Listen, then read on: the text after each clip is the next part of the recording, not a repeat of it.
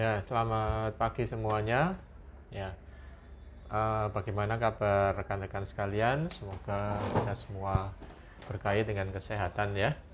Nah, hari ini tanggal 27 Desember tahun 2023 ya. Dan pada kesempatan ini saya akan men-sharingkan ya, sekali lagi saya sharing ya. Sharing pendapat pribadi saya tentang salah satu emiten yang juga saya pegang sahamnya, yaitu BJTM atau Bank Jatim ya. Oke ya, jadi oke aja, langsung aja kita mulai ya. Jadi nah, pertama-tama kita lihat dulu ya. Jadi Bank Jatim ini adalah bank pemerintah daerah ya, bank milik pemerintah Provinsi Jawa Timur ya. Oke ya, BJTM Bank Jatim ya. Jadi di sini pemerintah Provinsi Jawa Timur juga berusaha lebih profesional ya dalam hal keuangan, mengelola satu bank, yaitu Bank Jatim ya gitu. Oke, kantor pusatnya di Surabaya ya, di Jalan Basuki Rahmat ya. Dan saya juga salah satu nasabah dari Bank Jatim juga ya. Jadi kalau saya sharing, saya juga harus paling enggak juga harus pernah pakai produknya ya, dan juga beli sahamnya ya. Jadi tidak hanya bercerita tentang produk ini produk itu, tapi juga memakai menggunakan sehingga bisa share ya. Nah, namun pertama-tama saya akan share dulu tentang kinerja keuangannya yang kita dapatkan dari aplikasi RTI Bisnis ya gitu. Oke, nah di sini Bank Jatim adalah menjalankan jasa perbankan, kemudian masuk ke pasar modal tahun 2012 ya. Oke, kita lihat dulu kepemilikan sahamnya ya. Nah, ini beberapa hal yang saya highlight ya. Yang pertama adalah kepemilikan ini, oke. Ya, kepemilikan sebentar ya. Oke. Nah, oke. Oh, nggak bisa di ya. Saya highlight.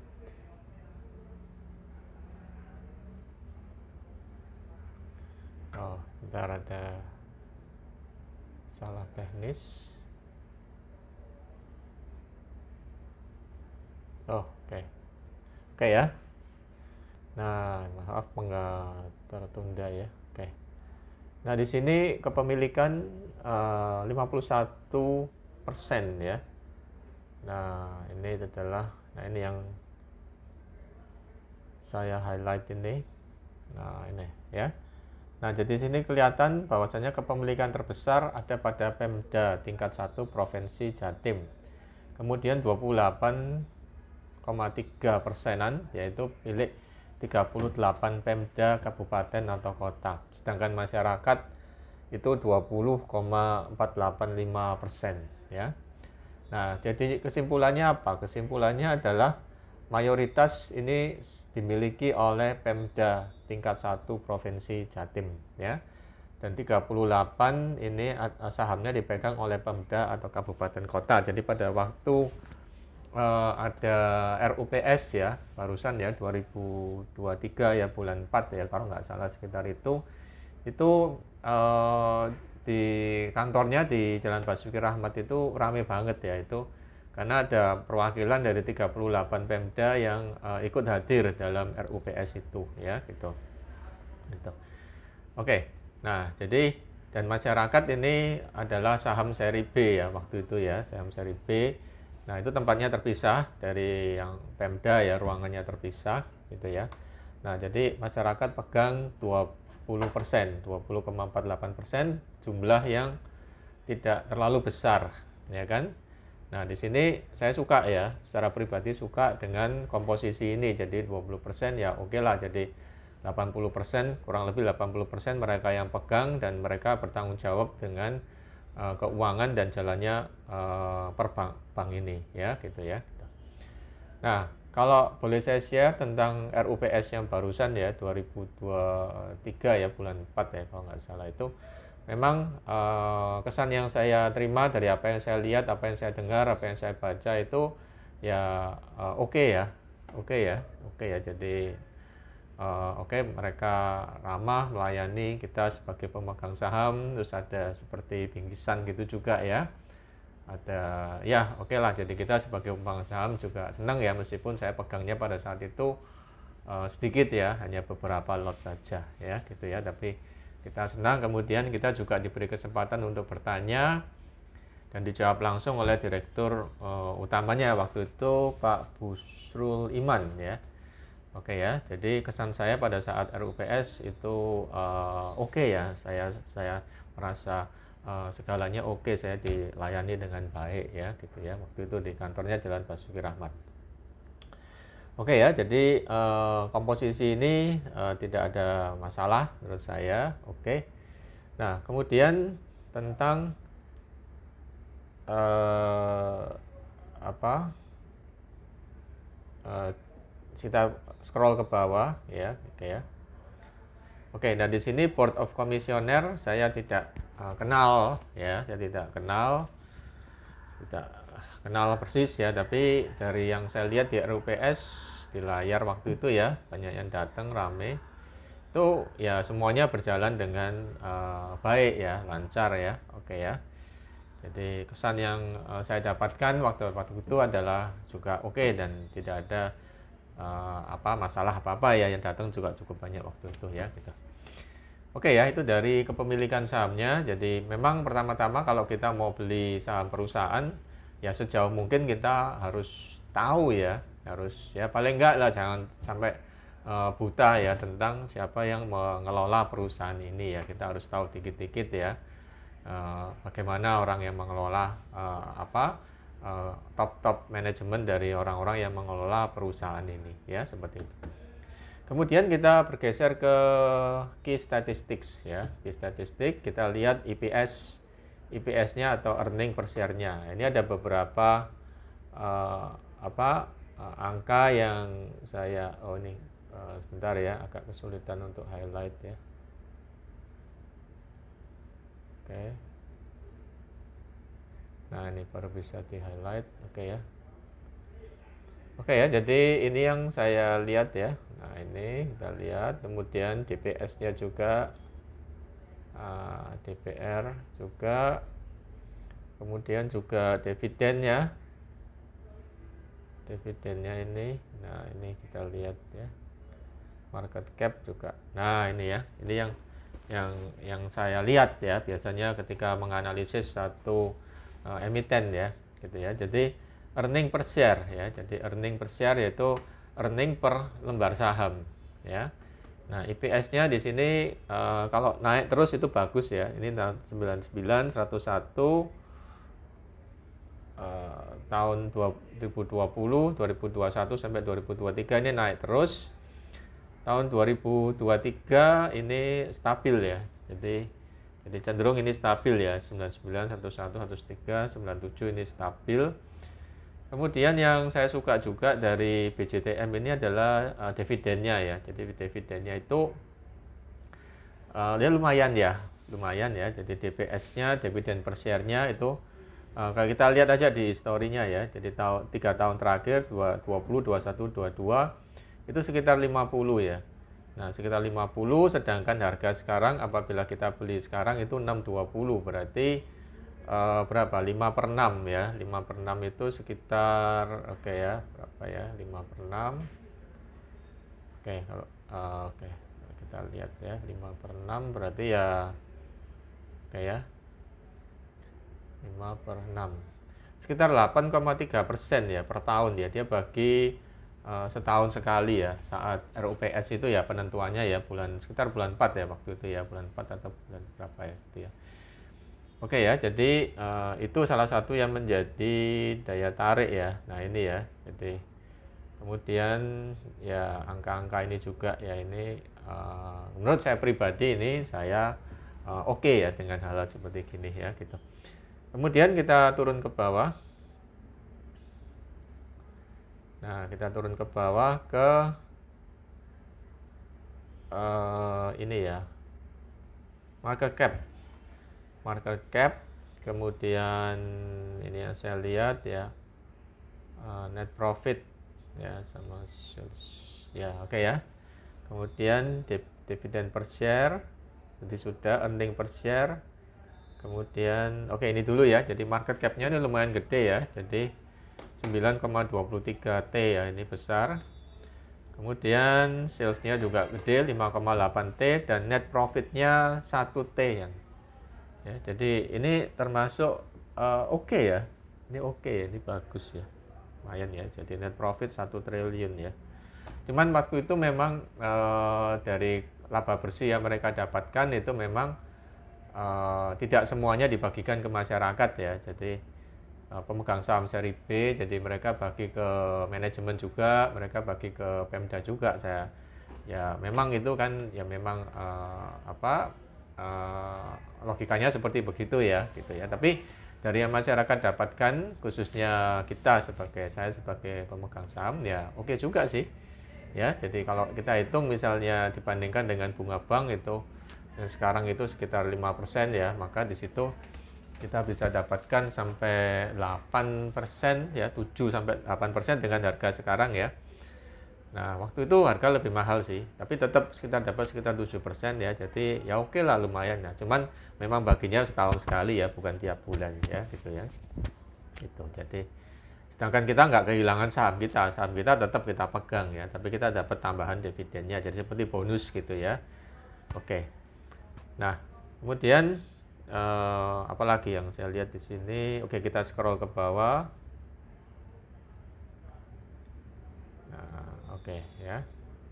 Nah, ini yang saya lihat adalah khususnya dividen yield ini per, kemudian PBV, kemudian ini ROE, kemudian operating profit margin juga bisa, net profit margin bisa, DER. Nah, oke ya. Jadi kalau untuk pernya ini saya suka ya secara pribadi karena di bawah 10 ya, ini 6,3 kali. Jadi artinya ya price to earning ratio. Price to equity, price earning ratio ya. Price, jadi harga dibandingkan sama earning. Jadi earning itu bisa berapa kali sehingga menutupi harga yang kita beli pada saat ini ya, gitu ya. Jadi ini sampai 6,3 kali. Jadi artinya kalau saya mau bicara secara gampang-gampangannya aja, kasarannya aja, berapa tahun balik modal gitu ya. Dengan earning yang sekarang ini kurang dari 10 tahun, 6 tahun lebih ya, seperti itu. Kemudian PBV ini juga saya suka ya secara pribadi, jadi di bawah 1, artinya kita dapat harga diskon 21% ya, dari 21% dari nilai bukunya gitu ya. Nah, kemudian operating profit margin 24%, oke. Net profit margin 18,78, posisi sekarang oke. Kemudian ROE-nya juga lumayan ya, 12,43% gitu ya. Dan DER-nya 811 atau 8 kali ya. Jadi ini DER di sini artinya dia bisa ngumpulin uang masyarakat 8 kali dari modalnya ya, kasarannya seperti begitu ya. Jadi DER yang besar di perbankan itu artinya ada dana yang mereka bisa kumpulin dari masyarakat ya. Jadi seperti yang mereka kumpulin, kita bisa bayar PBB ke Bank Jatim ya, kemudian bayar pajak-pajak daerah itu juga, dan kita tinggal di saya tinggal di Surabaya, jadi bayar pajak-pajak daerah itu bisa ke Bank Jatim ya. Ya, jadi di sini saya adalah nasabah Bank Jatim, saya juga pemegang saham, saya juga merasakan layanan dari dari bank ini ya, dan sejauh yang saya lihat, saya dengar, saya rasakan segalanya berjalan dengan baik ya, seperti itu ya. Oke, kita masuk ke bagian dividen ya.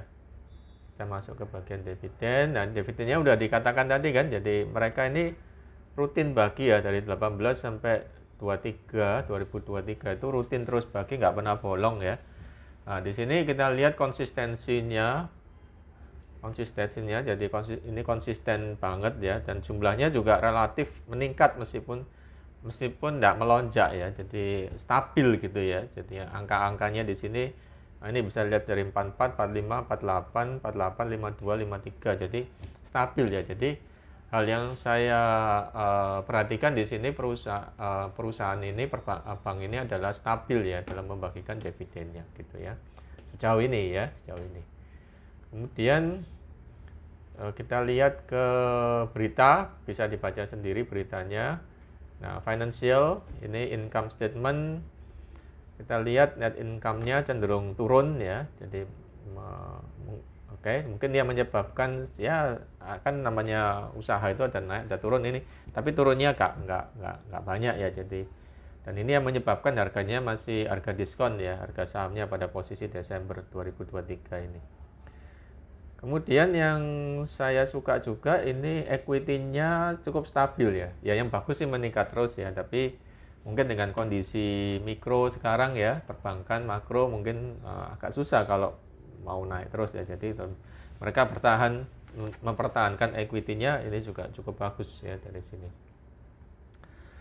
Kemudian oke, kita masuk ke nah ini yang penting ya, harganya gitu ya. Jadi harganya adalah 620 ya untuk saat ini. Jadi 620 kalau kita lihat dari dividen investing, maka ya kalau ini bisa harga ini tetap terus sampai stabil ya, sampai pembagian dividen nanti ya kurang lebih bisa dapat yang kemarin barusan ini tahun ini saya dapat sekitar 7% ya.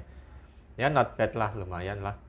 Ya kan? Jadi dan kalau menurut saya secara pribadi ya, saya secara pribadi kalau saya punya uang, saya mau menginvestasikan pembelian lot lebih banyak. Dan satu lotnya cuma 61.500 ya, 61.500 untuk tanggal 27 Desember tahun 2023 ya.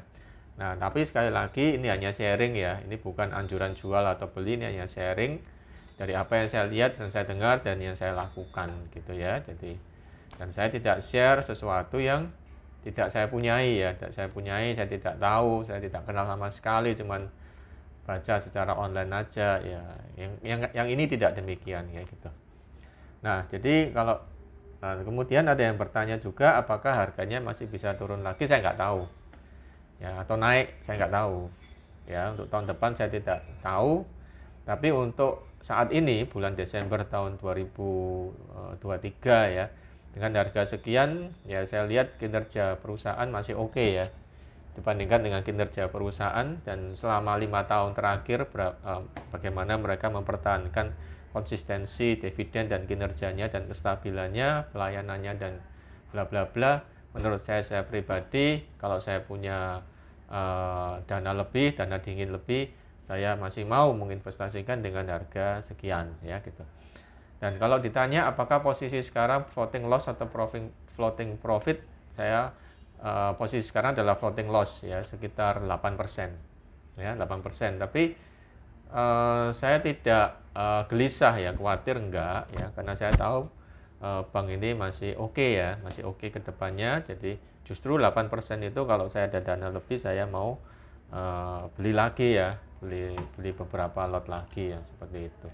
Ya, sambil juga menunggu kalau mungkin masih turun lagi. Oke ya, tapi kedepannya apakah naik atau turun saya tidak tahu, tapi posisi sekarang ini menurut saya pribadi ini bagus ya gitu. Oke ya, jadi yang sekali lagi yang saya lihat bagus ini yaitu PER-nya, PBV-nya, ini market cap-nya juga oke ya, makin besar market cap-nya harusnya perusahaan itu makin tahan terhadap goyangan atau hempasan angin ya gitu ya. Oke, kemudian apalagi saya rasa cukup, average price juga masih sekian ya. Jadi dan satu lotnya kita ngeluarin duit 61.500 ya. Belum termasuk fee fee belinya ya gitu. Oke, saya rasa itu aja yang bisa saya sharingkan untuk emiten ini. Semoga bermanfaat ya. Dan apabila rekan-rekan merasa bermanfaat, bolehlah kiranya dikasih like dan subscribe ya. Oke, dan share. Sekali lagi, ini adalah opini pribadi, sharing pribadi, pengalaman saya membeli produk ini. ya, produk surat berharga atas emiten BJTM ya. Nah, sekian dan terima kasih, sampai ketemu di ulasan berikutnya ya.